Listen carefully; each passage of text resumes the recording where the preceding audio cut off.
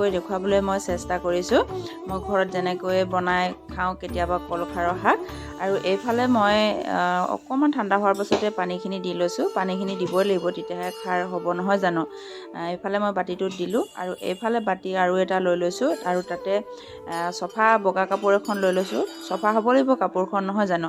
আৰু সেইফালে কাপোৰখনৰ ওপৰতে খাৰখিনি এনেকৈ দি দিলোঁ। তাৰপাছত চাকি ল'ব লাগিব। আপোনালোকে যিবোৰে কৰে নিশ্চয় জানে, আৰু যিবোৰে নাজানে সম্পূৰ্ণকৈ চাই থাকক ভিডিঅ'টো স্কিপ নকৰাকৈ, তেতিয়াহে জানিব কেনেধৰণে খাৰ তৈয়াৰ কৰিছোঁ, মই প্ৰস্তুত কৰিছোঁ, তাৰপাছত কেনেকৈ শাক বনাইছোঁ। এতিয়া মোৰ হৈ গ'ল। সেইফালে কচু বইলো হ'ল আৰু মই বাকলিবোৰ গুচাই ল'লোঁ কচুৰ। বাকলিবোৰ বইল কৰি ল'লে কচুৰ বাকলিবোৰ গুচাবলৈ ভাল হয়, সহজতে এৰাই যায় আৰু হাততো নখজুৱাই, আগতে কৈছোঁ আপোনালোকক। এইফালে আকৌ কেৰাহী এটা পাতি দিলোঁ মই। কেৰাহীটো পাতি দি তাত আকৌ এবাৰ কচুখিনি আকৌ এবাৰ দি দিছোঁ। কাৰণ কেলেনো খাৰ দিয়া নাছিলোঁ যে, সেইকাৰণে খাৰৰ লগত অকণমান উতলিব লাগিব। কচু ইতিমধ্যে সিজি আছে, কিন্তু খাৰ ব্যৱহাৰ কৰিবৰ কাৰণে আকৌ এবাৰ কেৰাহীত পানী দিব লাগিব। পানীটো গৰম পানী দিব আৰু এইফালে জোখ পৰিমাণে নিমখ দি দিলোঁ।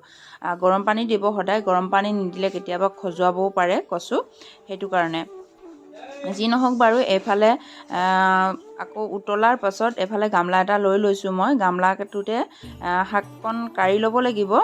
জানেই নহয় আৰু কি কৰিব লাগিব, পিছৰখিনি চাই থাকক। আৰু কি আইটেম বনাইছোঁ আজি মোৰ পাকঘৰত চিম্পুলকৈ। এইফালে কাঢ়ি ল'লোঁ শাকখিনি। তাৰপাছত এইফালে আকৌ মিঠাতেল দি দিলোঁ। মিঠাতেল দিয়াৰ পাছত কিবা এটা ফ্ৰাই কৰিম, চাই থাকিব ভিডিঅ'টো সম্পূৰ্ণকৈ এফালৰ পৰা, তেতিয়াহ'লে কেনেকৈ কি বনাইছোঁ সেইবোৰ আপোনালোকে গমেই পাই থাকিব, দেখি থাকিব নহয় জানো। তেলখিনি গৰম হৈছে লাহে লাহেকৈ, আৰু জুইত বনোৱা শাক এনেও ভাল লাগে নহয় জানো খাবলৈ। জুইত বনোৱা টেষ্টিটোৱে ভাল। এফালে মাছ আছিলে মোৰ, এতিয়া মই মাছ ফ্ৰাই কৰিম, আৰু নিমখ হালধি মই সনা নাছিলোঁ। এইফালে নিমখ হালধি সানি লৈছোঁ লাহেকৈ, আৰু মাছখিনি এতিয়া মই ফ্ৰাই কৰি ল'ম। ডাঙৰ মাছ নহয় বাৰু, সৰু মাছ, আৰু সৰু মাছ এনেও ভাল লাগে। আজিকালি এতিয়া এইটো ছিজনৰ সৰু মাছ পাবলৈ বহুত ইজি হৈছে, মানে সকলোতে সৰু মাছ বহুত হৈছে। বজাৰ সমাৰত বহুত সৰু মাছ পায় এতিয়া। যি নহওক বাৰু, মাছখিনি মই ফ্ৰাই কৰি ল'ম এজনী নহয় আৰু। মাছখিনি ফ্ৰাই কৰি হৈ গ'ল মোৰ। মাছখিনি ফ্ৰাই কৰাৰ পাছত এতিয়া মই কাঢ়ি ল'ম। কাঢ়ি লোৱাৰ পাছত আকৌ খাৰ শাকৰ কাৰণে আইটেম যোগাৰ কৰি আছোঁ, পিছৰখিনি চাই থাকক সম্পূৰ্ণকৈ। মাছখিনি কাঢ়ি ল'লোঁ লাহেকৈ। তাতে এতিয়া মই আকৌ বস্তু এটা ফ্ৰাই কৰিম। এই বস্তুটো হৈছে লাহে লাহেকৈ উলিয়াইছোঁ, আপোনালোকে অপেক্ষা কৰক, চাই থাকক সম্পূৰ্ণকৈ ভিডিঅ'টো। আৰু যিবোৰে কলৰ খাৰ এনেকৈ শাক বনাই খোৱা নাই নিশ্চয় খাব, আৰু বহুতে খাইছে, আৰু যিবোৰে নাই খোৱা খাব। বহুত ভাল পেটৰ কাৰণে কল খাৰ। এইফালে মই শুকান মাছ লৈছোঁ। শুকান মাছৰ সৈতে আজি মই কচু খাৰ বনাইছোঁ। শুকান মাছখিনিও ফ্ৰাই কৰি ল'ব লাগিব, নহ'লে কেঁচা কেঁচা লাগিব। শুকান মাছখিনিও অকণমান তেলত এনেকৈ অকণমানকৈ ফ্ৰাই কৰি লৈছোঁ লাহে লাহেকৈ। আৰু বেছি জুই দিলে এনেও শুকান মাছ পটককৈ জ্বলি যাব পাৰে। আপোনালোকে নিজৰ জোখ পৰিমাণে মানে ফ্ৰাই কৰি থাকিব, কিমান অনুপাতত জুই দিব লাগে, কি দিব লাগে, সেইটোতো নিশ্চয় জানে যিবোৰে ৰান্ধনি ভাত ৰেগুলাৰ বনাই থাকে নহয় জানো। এইফালে মোৰ ফ্ৰাই কৰি হৈ গৈছে। ফ্ৰাই কৰি হোৱাৰ পাছত লাহেকৈ তাত আৰু কি দিম চাই থাকিব সম্পূৰ্ণকৈ ভিডিঅ'টো স্কিপ নকৰাকৈ, আৰু শেষলৈকে চাব বুলি মই আশা কৰিছোঁ। শেষত লাইক এটা কৰিব, কমেণ্টত জনাব কেনেকুৱা পাইছে মোৰ ভিডিঅ'বোৰ চাই আপোনালোকে। আৰু যিবোৰে আগৰ পৰা ভিডিঅ'বোৰ চাই আছে সেইবোৰক বহুত বহুত ধন্যবাদ জনাইছোঁ, মোক ইমানখিনি আগবাঢ়ি যোৱা সহায় কৰাৰ বাবে। এইফালে মাছ ফ্ৰাই হৈ গ'ল, আৰু তাতে দি দিলোঁ মই কচুখিনি। আৰু মাছখিনি মই কাঢ়ি নল'লোঁ, কাৰণ কেলৈ মাছখিনি কাঢ়ি ল'বলৈ দৰকাৰ নাই। এইফালে মোৰ কচু সিজিয়ে আছিলে, সেইটো কাৰণে, আৰু মাছ কাঢ়ি লোৱাৰ কোনো প্ৰয়োজন নাই। যি নহওক বাৰু, এইফালে মই শাককণ বাকি দিলোঁ। আৰু নতুনকৈ অহাসকলে মোৰ চেনেলটো ছাবস্ক্ৰাইব কৰি ল'ব, আৰু যিবোৰে আগৰ পৰা ভিডিঅ'বোৰ চাই আছে আকৌ এবাৰ কৈছোঁ বহুত বহুত ধন্যবাদ জনাইছোঁ। এইফালে ঘাটনি মাৰি দিলোঁ, কাৰণ কেলেনো কচুবোৰ সিজিলেও গলি নাযায়, ঘাটনি মাৰি দিয়াৰ পাছতহে গলি যাব। আৰু যদি এটা এটা হৈ থাকে কচুবোৰ, শাককণ মানে ভাল নহ'ব, সেইটো কাৰণে ঘাটনি অকণ মাৰি দিলোঁ। আৰু এইফালে মোৰ শাক হৈয়ে গৈছে, ৰেডি হৈয়ে গৈছে। আপোনালোকে যদি কোনোদিন এনেকৈ বনাই খাই চোৱা নাই, এবাৰ বনাই খাই চাব বুলি মই আশা কৰিছোঁ। বহুত টেষ্টি হয় খাবলৈ। পিছৰখিনি চাই থাকক আৰু সম্পূৰ্ণকৈ। ইফালে শাক মোৰ হৈ গৈছে, তাতে দিম মই এতিয়া ধুনীয়া ধুনীয়া গোন্ধ লোৱা এটা মছলা।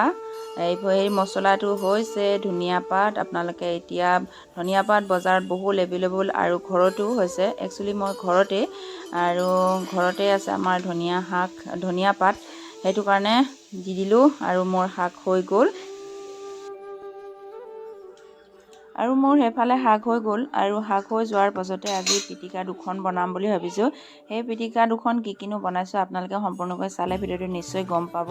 এইফালে বিলাহী পুৰি লৈছোঁ, প্ৰথমতে বিলাহীখিনি পুৰি লৈছোঁ, আৰু তাৰপাছত আৰু কি কি আইটেম আছে আপোনালোকে সম্পূৰ্ণকৈ চাই থাকিব।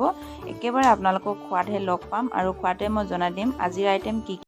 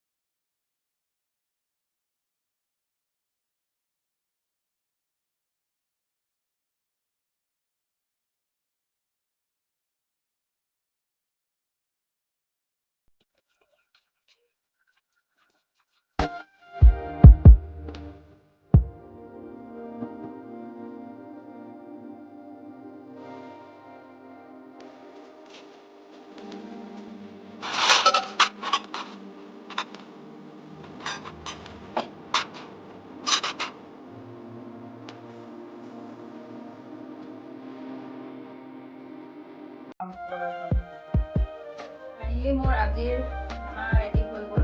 এইফালে আছিলে কচু আৰু শুকান মাছৰ খাৰ, এইফালে আছে বিলাহী পিটিকা, এইফালে মাছ ফ্ৰাই, আৰু এইটো হৈছে গৰৈ মাছৰ পিটিকা। এতিয়া আমি জুতি ল'ম, দুইটা একেলগে বহি লৈছোঁ, তেনেহ'লে আমি খাই লওঁ। চাই থাকক ক'বা।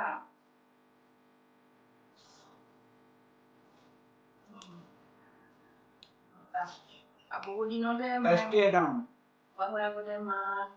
থাকোঁতে মায়ে প্ৰায় এনেকৈ সোৱাদ লগাই মানে বনাই খুৱায়। ইয়াত মানে নিজে বনালে নিজে খোৱাটো কাৰণে থাকিয়ে যায় আৰু আজি খাইছোঁ।